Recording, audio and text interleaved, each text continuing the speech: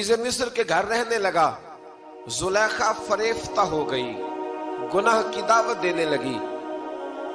तो हजरत यूसुफ ने कहा काला माअज़ल्लाह, मैं अल्लाह की पनाह चाहता हूँ। सारे दरवाजे बंद करके जब वो पीछे भागी, असल हसीन वही शख्स होता है जो अपने बातन के हुस्न को बचा लिया करता है। जो सौदागरी करने लगे वो थोड़ा हसीन होता है। हजरत यूसुफ अलैहिस्सलाम जब भागे तो उसने पीछे से पकड़ के कुर्ता खींचा, कुर्ता फट गया। अभी आप दरवाजे तक पहुंचे थे, अजीज मिस्र खुद आ गया। उसने आगे कहा ये क्या हो रहा है? तो उसने मकर किया जुलेखा ने, कहने लगी कि होना क्या है, इसको घर में रख के पाला है, अब जवान हुआ है तो माज़अल्लाह इसने मेरे तरफ दस्त दराजी करने की कोशिश की है। हजरत यूसुफ फिर खामोश हो गए। भाई बेच रहे थे तो फिर भी खामोश थे। कभी कभी कुछ चीजें खामोश रह के सहनी पड़ती। जख्म पे जख्म खा के जी, खूने जिगर के घूंट पी, आह न कर लबों को सी, ये इश्क है को दिल लगी नहीं। हजरत यूसुफ अलैहिस्सलाम फिर चुप है। जुलेखा ने बड़ी बातें की। एक दाना आदमी था, कुरान कहता है एक बोला बोलने वाला, एक अक्लमंद बोला। उसने कहा देखो, ना जुलेखा की सुनो ना यूसुफ की सुनो। अगर तो कुर्ता आगे से फटा हुआ है तो फिर गलती है जनाब यूसुफ की, और अगर पीछे से फटा है तो फिर जुलेखा की गलती। हजरत यूसुफ की माज़अल्लाह फिर गलती। तो अजीज मिस्र ने कुर्ता देखा तो पीछे से फटा था, लेकिन इमाम कुर्तुबी कहते हैं वो कोई अक्लमंद आदमी नहीं, वो तो 4 महीने का बच्चा था। वो एक 4 महीने का वो करीब था। हजरत यूसुफ अलैहिस्सलाम की गवाही देने के लिए अल्लाह ने उसे जुबान दी थी। जुलेखा के मामू का बेटा था, 4 महीना का गहवारे में लेटा हुआ, जब बादशाह से फैसला नहीं हो रहा था और बादशाह परेशान था। अजीज मिस्र के किसी को जाके बताऊंगा तो कोई क्या सोचेगा, इसके घर में क्या कुछ होता है। कहते परेशान था तो पंघूड़े से बच्चा बोल पड़ा। कहने लगा बादशाह अगर तो कुर्ता आगे से फटा है तो फिर माज़अल्लाह गलती हजरत यूसुफ की, अगर पीछे से फटा है तो फिर जुलेखा की। तो कुर्ता पीछे से फटा था। हजरत यूसुफ के हक में गवाही मुकम्मल हो गई। अब आहिस्ता आहिस्ता ना दरबार में, महल में बात फैलने लगी। तो बीबियां कहने लगी ओहो, जुलेखा तो एक गुलाम पे आशिक हो गई है। एक गुलाम पे। तो जुलेखा कहने लगी तू अजय मेरा महबूब नहीं डिठा। ये रटे डालने वाले देखते नहीं और दूर खड़े रह रह के कहानियां सुनाते रहते। उन्होंने कहा तूने अभी देखा नहीं ना, तूने अभी ये क्या पता हो कि माजरा क्या है। तो कहने लगी नहीं तू गुलाम पे। उसने कहा चलो तजर्बा कराती हूँ। सारी औरतों को बिठाया, हाथ में एक एक सेब दिया, एक एक छुरी दी, और जब पूरी तैयारी हो गई फल काटने की औरतों की, तो जनाबे यूसुफ से कहा जरा झलक तो दिखाओ। तो हजरत यूसुफ ने जब झलक दिखाई तो कुरान कहता है सेब काटने की बजाय हाथ काट लिए, और कहने लगी ओहो ये कोई बशर नहीं, ये तो कोई फरिश्ता है, ये कोई फरिश्ता है, ये तो कोई अल्लाह तबारक व तआला की तरफ से आने वाला, कोई करामत वाला, इज्जत वाला, शान वाला फरिश्ता है। तो जुलेखा कहने लगी समझ आई है फिर, तो मुझ पर शिकवा करती थी। तो अब वो बात भी आहिस्ता आहिस्ता फैलने लगी कि हजरत यूसुफ अलैहिस्सलाम की गलती नहीं, गलती जुलेखा की। अब बादशाह ने जुलेखा से कहा कि अगर तो मैं तेरी बात करूं तो तेरे साथ मेरी बदनामी का भी डर है, क्या करें। तय ये पाया कि हजरत यूसुफ को जेल में डाल दिया गया। पहले भाइयों के थप्पड़, फिर कुआं, फिर मिस्र की मंडी, फिर जुलेखा का इल्जाम, और फिर बारी आ गई जेल जाने की। हजरत यूसुफ अलैहिस्सलाम को जेल में, कुछ ने लिखा है 12 साल जेल में रहे, जेल में डाल दिया। हजरत यूसुफ अलैहिस्सलाम जेल में क्या करते, बाज फरमाते, तबलीग फरमाते, लोगों को अल्लाह की तौहीद की दावत देते। वहां जेल में ना एक शख्स ने ख्वाब देखा। उसने देखा कि मेरे सर पे ना परिंदे खा रहे। तो हजरत यूसुफ कहने लगे इसकी ताबीर ये है कि तुझे कत्ल किया जाएगा, तो तेरी लाश कुछ देर पड़ी रहेगी तो परिंदे तेरे सर पे आके बैठेंगे, ये ताबीर है। ऐसा ही हुआ, वाकई वो शख्स कत्ल हो गया। एक शख्स ने देखा कि वो शराब कशीद कर रहा है। उसने भी ताबीर पूछी तो आपने फरमाया तो अपने बादशाह को पिलाएगा। महसूस होता है कि उतनी देर तक शराब नाजायज नहीं थी। تو تو اس کو شراب پلائے گا، یہ اس کی تعبیر ہے۔ وقت گزرتا گیا، وقت جو ہوتا ہے نا، وقت یہ خود بخود لوگوں کی بے گناہی ثابت کر دیتا ہے۔ ایک وقت میں نا پراپوگنڈا ہوتا ہے تو ہر آدمی پراپوگنڈے کا شکار ہوتا ہے، پھر جب وقت گزرتا جاتا ہے تو خود بخود وقت کا گزرنا کچھ چیزوں کا خود بخود حال بن جاتا ہے۔ حضرت یوسف علیہ نبینا علیہ السلام کو جب 12 سال بیت گئے تو بادشاہ نے، عزیز مصر نے خواب دیکھا۔ اس نے خواب دیکھا کہ 7 موٹی تازی گائیں دبلی پتلی گائیں کو کھا گئی، اور 7 خشک بالیاں ہیں اور 7 سرسبز و شاداب بالیاں ہیں۔ اپنے وزیر سے کہنے لگا کوئی تعبیر والا بندہ ملے۔ اس نے کہا کہ ایک بندہ ہے جس کی تعبیریں بڑی سچی ہیں۔ کہا وہ کون؟ کہنے لگے جناب یوسف۔ تو قید خانے میں پیغام بھیجا حضرت یوسف کو کہ خواب کی تعبیر بتائیں، تو جناب یوسف نے یہ نہیں کہا پہلے مجھے باہر نکالو، یہ نہیں فرمایا۔ فرمایا تعبیر یہ ہے، یہ جو 7 خشک بالیاں دیکھی ہیں نا، اس کا مطلب ہے کہ 7 سال تنگ دستی رہے گی، اور 7 سرسبز بالیاں دیکھی ہیں تو پھر 7 سال اللہ خوشحالی دے دے گی۔ اور فرمایا یہ جو تم نے گائیں دیکھی ہیں موٹی تازی وہ کھا گئی، فرمایا اس کی تعبیر یہ ہے کہ کوشش کرنا کہ جو تمہارے پاس دن یہ چل رہے ہیں جن میں سرسبز و شاداب ہے کھیتیاں، تو 7 سالوں کے لیے اناج جمع کر لینا، بالیوں کے اندر ہی رہنے دینا، باہر نہ نکالنا، اور پھر اگلے جو خشک سال ہوں گے نا، وہ یہ جو جمع پونجی کی ہوگی نا، اس کی برکت سے وہ 7 سال آسانی سے۔ اس پر ہمارے مفسرین نے لکھا ہے، اس آیت پر صوفیاء اور بزرگ تو کہتے ہیں نا سارا اللہ کے راستے میں دے دو، یہ بھی بات اچھی ہے، لیکن اگر کوئی اپنے بچوں کے لیے آنے والے وقت کے لیے کچھ چیزیں سنبھال کے رکھے تو یہ بھی سورہ یوسف سے ثابت ہے، یہ بھی سورہ یوسف سے، تو یہ بھی کوئی ایسا فعل نہیں ہے جس پر کوئی شخص تنقید کر سکے۔ عام دام برسر مطلب حضرت یوسف نے جب تعبیر بتائی تو بادشاہ کہنے لگا کہ انہیں باہر نکالو۔ آپ فرمانے لگے میں نہیں نکلتا بھائی، نہیں نکلتا میں جیل سے، یہی ٹھیک ہوں میں۔ آپ کیوں نہیں نکلتے؟ کہنے لگے پہلے اعلان کر کے لوگوں کو بتا کہ میں بے قصور ہوں۔ وہ جو تو نے پراپوگنڈا کیا نا اپنے منہ سے اعلان کر۔ اس نے جناب زلیخا کو بلایا، ان عورتوں کو بلایا، وہ عورتیں ساری سامنے آئیں، انہوں نے گواہی دی کہ یوسف تو بے گناہ ہے۔ پر سال کتنے لگ گئے؟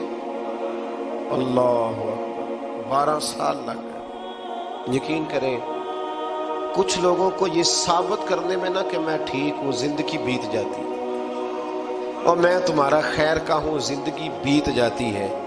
لوگوں کو ہوش تب آتی ہے جب مزار پر چادر ڈالنے کا ٹائم آ جاتا ہے، ہوش تب آتی ہے، لیکن پھر ہوش کا کوئی فائدہ۔ 12 سال کے بعد بادشاہ نے ان کو بلایا اور کہنے لگا کہ یہ جو خواب میں نے آپ کو سنایا اب کرنا کیا ہے؟ تو حضرت یوسف کہنے لگے تم سے کچھ بھی نہیں ہوگا، اگر کچھ کرنا ہے تو پھر یہ خزانے کی ذمہ داری میری لگاؤ۔ اگر کوئی قابل آدمی ہو تو وہ آگے بڑھ کے بات کر سکتا ہے، یہاں ہر بندہ ہی آگے بڑھ کے کہتا ہے مجھے دے دو ڈیوٹی، لیکن قابل ہو تو وہ آگے بڑھ کے بات کرے اور سمجھے کہ میرے علاوہ کسی کے لیے مشکل ہے، تو پھر وہ آگے بڑھے۔ حضرت یوسف نے جب کہا تو انہوں نے آپ کو وزیر خزانہ بنا دیا، پھر ایک وقت آیا کہ وہ عزیز مصر ہی بن گئے۔ قحط پڑ گیا، جب مصر میں قحط پڑا تو دائیں بائیں بھی قحط پڑا، کنعان کے آپ رہنے والے تھے وہاں بھی قحط پڑا۔ حضرت یعقوب بیٹے کی یاد میں رو رو کے تو آنکھوں کی بینائی چلی گئی۔ اور یارو باپ بھی بڑا ہی پیار کرتا ہے، بڑا ہی پیار کرتا ہے، بڑا ہی، پتہ ہے باقی تمہیں تحفے دیتے ہیں، باقی تم سے محبت کرتے ہیں، تو باپ تو بیٹے کو اپنی جوانی دے دیتا ہے، اپنی جوانی اپنے بیٹے کے نام کر دیتا ہے۔ باپ بھی بڑا ہی پیار کرتا ہے۔ سنگیو کوئی نہیں تول سکتا، بچے ایسے گھوم رہے ہوتے ہیں نا ابا جی کے سامنے، تو ان کا اٹھنا بیٹھنا چلنا ہی بڑا پیارا لگتا ہے، کا آنا جانا ہی بڑا پیارا لگتا ہے۔ باپ کا تو قد روز اونچا ہوتا ہے کہ اللہ نے مجھے لال عطا فرمائے۔ حضرت یعقوب کی آنکھوں کی بینائی چلی گئی رو رو کے۔ بھائی حضرت یوسف کے جب قحط پڑا تو انہیں پتا چلا کہ ایک واحد شہر مصر ہے جہاں گندم سٹاک ہے، کیونکہ حضرت یوسف کو پتا تھا، خواب بادشاہ دیکھ چکا تھا، تو آپ نے مال 7 سالوں کے لیے جمع کر لیا۔ اب بھائی آئے، اللہ اکبر، دشمن سامنے نظر آئے، مخالف حاسد، تو پھر انسان ٹھہرا رہے اور انسان کمزور نہ ہو، طاقتور ہو، اتنا طاقتور ہو کہ حکمران ہی بن گیا ہو۔ ذرا نبیوں کے حوصلے بھی دیکھنا، پیغمبروں کے حوصلے بھی دیکھنا. بھائی آئے کہا گندم چاہیے، تو جناب یوسف نے اوہو پائیاں جہا ساکھ نہیں کوئی جے وچ خار نہ ہو. ہاں، اور میاں صاحب فرمایا کرتے تھے پائی پائیاں دیاں باواں ہوندے تے پائی پائیاں دے ویری. بھائی جیسے ہی داخل ہوئے تو جناب یوسف کی آنکھیں بھر آئیں، رو پڑے. او میرے بھائی آ گئے، رو پڑے. وزیر مشیر دائیں بائیں دیکھتے ہیں کہ حضرت یوسف کو کیا ہوا، رو پڑے اور بھر بھر کے گندم دی. اس کو اشارے کرتے چل تھوڑی اور ڈال دے، چل تھوڑی اور ڈال دے. جب بھائیوں کو دے چکے تو پھر فرمانے لگے کہ شاید اس سے گزارا نہ ہو، ضرورت پڑی تو دوبارہ بھی آ جانا. اپنی قوم کو ترس دے رہے تھوڑا تھوڑا کھاؤ، ان بھائیوں کو کہتے ہیں ضرورت پڑی نا آ جانا دوبارہ. اور کہنے لگے تمہارا ایک اور بھائی بھی ہے. کہا ہاں ہے، بنیامین نام ہے. فرمایا ہو سکے تو اسے بھی لے آنا. بھائی پیسے لے کے آئے تھے گندم لینے کے لیے، اور جب واپس جانے لگے تو حضرت یوسف نے ان کی رقم دوبارہ رکھ دی، وہ دوبارہ ان کی بوریوں میں رکھ دی. گھر جا کے انہوں نے کھولی تو گندم بھی تھی اور پیسے بھی تھے. بھائیوں سے پیسے تھوڑی وصول کرنے. جا کے اپنے والد سے کہنے لگے ابا بادشاہ بڑے دیکھے ہیں پر اس میں کوئی خوشبو دیکھی. تو اس نے کہا ہے کہ اپنے دوسرے بھائی کو بھی لے کے آنا، تو بنیامین کو لے جائیں. حضرت یعقوب فرمانے لگے پہلے بھی تم پہ بھروسہ کر چکا ہوں، بار بار نہیں کروں گا. یوسف گوا چکا ہوں. پوتے بول پڑے، کہنے لگے دادا جی آپ تو ہر وقت یوسف یوسف ہی کرتے رہتے. انہوں نے ضد کی، اصرار کیا، تو جناب بنیامین کو ساتھ وعدہ لے کے، عہد لے کے، قسم لے کے بھیج دیا حضرت یعقوب نے. جناب بنیامین بھی پہنچے مصر میں. یہ دونوں ایک ماں سے تھے، سگے دونوں تھے. حضرت یوسف نے جناب بنیامین کو دیکھا تو اپنے ساتھ بٹھا لیا اور ذرا باتیں کر کے نا ادھر بیٹھ جاؤ ادھر بیٹھ جاؤ. اچھا نہیں ہے جگہ، آپ ادھر آ جاؤ میرے ساتھ بیٹھ جاؤ. بھائی تھا نا سگا، اچھا چلو ٹھیک ہے آپ ادھر آ جاؤ. بھائی کو ساتھ بٹھا لیا. ابھی جب چیزیں دینے لگے تو کان میں کہنے لگے، وہ پریشان تھے نا حضرت بنیامین کی یہ بندہ کیا کر رہا ہے، تو کان میں کہنے لگے میں بھائی ہوں تیرا، میں یوسف ہوں. تو اس طرح کہا یار تھوڑے دن میرے پاس رہ نہیں جاتا. حضرت بنیامین کہنے لگے رہ جاتا ہوں. رہ گئے جناب بنیامین. اب کہا نہیں میں نہیں بھیجوں گا. کچھ لوگوں نے یہ لکھا ہے کہ حضرت بنیامین کے جو بوری تھی اس کے اندر انہوں نے تھیلے کے اندر شاہی پیالہ رکھ دیا اور فرمایا اس کو ہم نہیں جانے دیں گے. ہمارا پیالہ کیسے، یہ نہیں کہا کہ یہ چور ہے، کہا پیالہ کیسے آیا اس کے تھیلے میں، لہذا یہ بھی ہم رہے گا ہمارے پاس، دیکھیں گے. باقی چلے گئے تو یہودا کہنے لگا کہ میں نہیں جاتا، میں یہی ٹھہروں گا، اس لیے کہ میں باپ کو کیا بتاؤں گا کہ پہلے بھی میں کرتا میں ہی لے کے گیا تھا یوسف کا، اب میں کیا بتاؤں گا. واپس گئے اور جا کے بتایا کہ جناب بنیامین کو انہوں نے رکھ لیا ہے، معاملہ بن گیا ہے. وہ کہتے ہیں کیسے پیالہ آیا ہے، شاہی پیالہ. حضرت سیدنا یعقوب علیہ السلام فرمانے لگے میں نے تمہیں پہلے ہی کہا تھا کہ تم میرے بنیامین کو بھی لے جا رہے ہو. پہلے میں بھروسہ کر کے یوسف کے معاملے میں پریشان ہوں. فرمایا اس طرح کرو، جاؤ ڈھونڈو جا کے میرے یوسف کو اور ڈھونڈو جا کے میرے بنیامین کو، جاؤ تلاش کرو. اللہ اکبر. بھائی دوبارہ آئے، گندم بھی ختم ہو گئی تھی. آتے ہی کہا کہ اے عزیز مصر بڑی بری حالت ہے، ہم بڑے پریشان ہیں، ہمارے باپ کی رو رو کے آنکھیں چلی گئی ہیں، مہربانی کرو کچھ گندم بھی دے دو اور اس طرح کرو کہ ہمارا بھائی بھی ہمیں واپس کر دو تاکہ ہم اسے لے جائیں اور ہمارے والد گرامی کی آنکھیں ٹھنڈی ہو. حضرت یوسف علی نبینا علیہ الصلوۃ والسلام ان کی باتیں بھی سننے لگے اور غور سے ان کے چہرے بھی دیکھنے لگے، غور سے. تو جب انہوں نے حضرت یوسف علیہ السلام کی طرف غور سے دیکھا تو حضرت یوسف کہنے لگے مجھے پہچانتے ہو، پہچانتے ہو؟ کہا نہیں. فرمانے لگے میں یوسف ہوں. قال انا یوسف، کہنے لگے میں یوسف ہوں. اور حضرت بنیامین کی طرف اشارہ کر کے کہنے لگے وہذا اخی، اور یہ میرا بھائی ہے. میں یوسف ہوں اور یہ میرا بھائی ہے.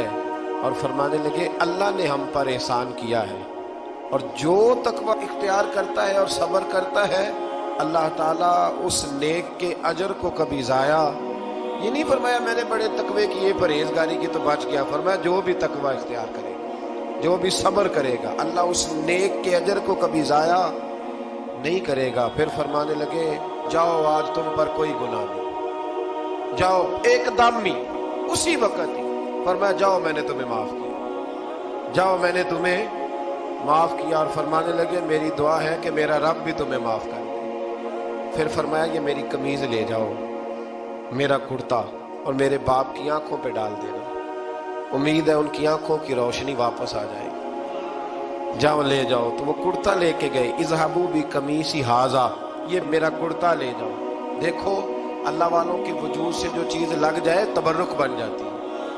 تو وہ کرتا لے کے گئے، بھائی ابھی دور ہی تھے، تو قرآن مجید کہتا ہے ابھی وہ دور تھے تو سیدنا یعقوب علیہ السلام فرمانے لگے بھئی مجھے یوسف کی خوشبو آ رہی ہے، مجھے نا یوسف کی، اللہ اکبر، کون اندازہ کرے باپ اور بیٹے کی محبت کا، مجھے نا خوشبو آ رہی ہے، یوسف کی خوشبو، مجھے خوشبو آ رہی ہے۔ تو حضرت سیدنا یعقوب علیہ السلام کی آنکھوں پہ ڈالا تو روشنی واپس آ گئی۔ کعبہ جی ذرا چل کے دیکھو تو صحیح رب نے آپ کے بیٹے کو کتنی شانیں عطا فرمائی۔ چلو نا، یہ 72 لوگ تھے جو یہاں سے چلے کنعان سے، اور ہزاروں کا لشکر لے کر حضرت یوسف آئے، ہزاروں کا لشکر لے کے والد کے استقبال کے لیے۔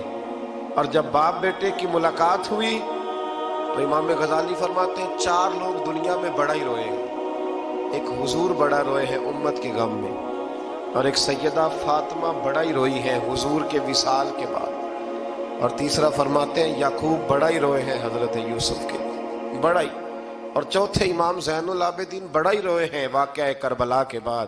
یہ 4 لوگ بڑا ہی روئے۔ پھر جب ملاقات ہوئی دونوں کی تو اس درد سے ملاقات ہوئی کہ ہر آنکھ اشک بار ہو گئی۔ باپ بیٹا اتنی وارفتگی سے مل رہے تھے، اتنی وارفتگی سے کہ دائیں بائیں انہیں خبر ہی نہ رہی کہ باقی لوگ بھی ہیں۔ حضرت علامہ اسماعیل حقی نے لکھا ہے کہ جناب جبریل امین حضرت یعقوب کے کان میں کہنے لگے بس کریں، اوپر تو ذرا نظر اٹھائیں، فرشتے بھی دیدار کے لیے آئے ہوئے ہیں۔ دیکھیں اللہ کے فرشتے بھی آئے ہیں اس منظر محبت کو دیکھنے کے لیے۔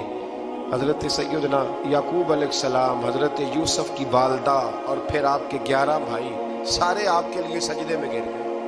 تو حضرت یوسف کہنے لگے ابا جی یہ وہ میرا خواب ہے جو میں نے بچپن میں دیکھا، یہ وہ میرا خواب ہے۔ حضرت سیدنا یعقوب علیہ السلام پھر کم و بیش لگ بھگ 23 سال، کچھ نے لکھا ہے 40 سال مصر میں رہے، اور جب وصال ہونے لگا تو حضرت یوسف سے فرمانے لگے بیٹا مجھے یہاں دفن نہ کرنا، مجھے وہیں لے جانا جہاں میرے والد دفن ہے۔ وہاں جا کے وہ دفن ہوئے۔ حضرت یوسف علیہ السلام نے پھر سالوں حکومت کی مصر پر، پھر وہیں ان کی تدفین ہوئی، اور جب تدفین ہوئی تو اختلاف ہو گیا، ہر قبیلہ کہتا تھا ہم نے اپنی طرف یوسف کو دفن کرنا ہے، اس لیے کہ جس طرف ان کو دفن کریں گے خوشحالیاں ہوں گی۔ پھر فیصلہ ہوا کہ سنگ مرمر کے تابوت میں رکھ کے حضرت یوسف کو دفن کیا جائے، اور دفن کرنے کے بعد ایسی جگہ پہ دفن کیا جائے جہاں سے پانی چھو کے گزرتا ہے۔ تو ان کو وہاں دفن کیا گیا، پانی چھو کے گزرتا تھا، لوگ کھیتیوں کو لگاتے تھے اور مصر سرسبز و شاداب رہتا تھا۔ اور پھر حدیث پاک میں موجود ہے، مولا علی شیر خدا رضی اللہ تعالی عنہ فرماتے ہیں کہ نبی کریم علیہ الصلوۃ والسلام کی بارگاہ میں ایک اعرابی آیا، حضور نے فرمایا کچھ مانگ لو اس دیہاتی سے۔ حضور نے فرمایا ہے آج وہ مائل باتا، اور بھی کچھ مانگ لے۔ تم کہنے لگا حضور آپ مجھے سواری کے لیے اونٹ دے دیں۔ حضرت علی کہتے ہیں میں نے کہا ہے افسوس، مانگا بھی تو کیا مانگا۔ حضور نے فرمایا چل کچھ اور مانگ لے۔ کہنے لگا چلے آنے جانے کے لیے کرایہ بھی دے دیں، زادرہ بھی دے دیں، کھانے کیا مانگا؟ تو حضور علیہ السلام نے اسے دے دیا۔ تو محبوب فرمانے لگے تجھ سے تو موسیٰ علیہ السلام کے دور کی وہ بوڑھی اچھی تھی۔ کہا وہ بوڑھی کون سی بوڑھی؟ تو حضور علیہ السلام فرمانے لگے رب کریم نے حضرت موسیٰ کو حکم دیا کہ جب آپ مصر سے نکلے تو حضرت یوسف کی قبر کو کھود کر ان کا تابوت بھی ساتھ لے جائے۔ حضرت سیدنا موسیٰ علیہ السلام نے عرض کی مالک وہ کیسے پتہ چلے گا؟ فرمایا وہ تو آپ نے خود ہی پتہ کرنا ہے کہ وہ ताबूत कहाँ है, वो दरिया के अंदर था। कैसे पता करना है? पता करते करते पता चला कि एक बूढ़ी अम्मा है, उसे पता है ताबूत कहाँ है, वो किधर है ताबूत, तो बूढ़ी अम्मा को पता है। हजरत मूसा बूढ़ी के पास गए, कहने लगे अम्मा वो तुझे पता है यूसुफ की कब्र कहाँ? कहने लगी पता है। तो कहा अम्मा फिर बता दो। कहने लगे मुफ्त में बता दूं, नबी के मजार का एड्रेस और फ्री में बता दूं, ये कैसे हो सकता है? तो हजरत सैयदना मूसा फरमाने लगे चल कीमत ले, तबरानी की हदीस है, हुजूर बयान फरमाते हैं। हजरत मूसा कहने लगे बता क्या लेगी? कहने लगी मुझे ना जन्नत में वो वाला मकान दिलाएं जिसके पड़ोसी मूसा अलैहिस्सलाम, मेरी और आपकी दीवार इकट्ठी हो, किया खिदा कंद, अल्लाह अकबर। तो हजरत मूसा कहने लगे चल अम्मा मेहरबानी कर, जन्नत मांग ले, अब तो पड़ोस ही मांगने लग गई है। तो नबियों का दर्जा तो बड़ा होगा, तो देने वाला अल्लाह है, मैं दुआ करता हूं। तो कहने लगी जी ठीक है, अगर आप नहीं देते तो मैं एड्रेस नहीं बताती। तो हुजूर फरमाने लगे इससे तो वो अच्छी थी। हजरत मूसा ने अर्ज की कि या अल्लाह ये नहीं बता रही तो अब क्या करूं? फरमाया मूसा वादा तू कर ले, मकान मैं दे दूंगा, वादा कर ले। तो हजरत सैयदना यूसुफ का मर्तबा देखिए कि उनके मजार का पता बताने के लिए, मजार का पता बताने के लिए उस खातून ने हजरत मूसा से जो कीमत ली वो ये थी कि मैं जन्नत में आपकी पड़ोसी बनूंगी, फिर एड्रेस बताऊंगी। तो हजरत मूसा ने वादा किया, तो फिर उसने पता बताया कि फलां जगह मजार है।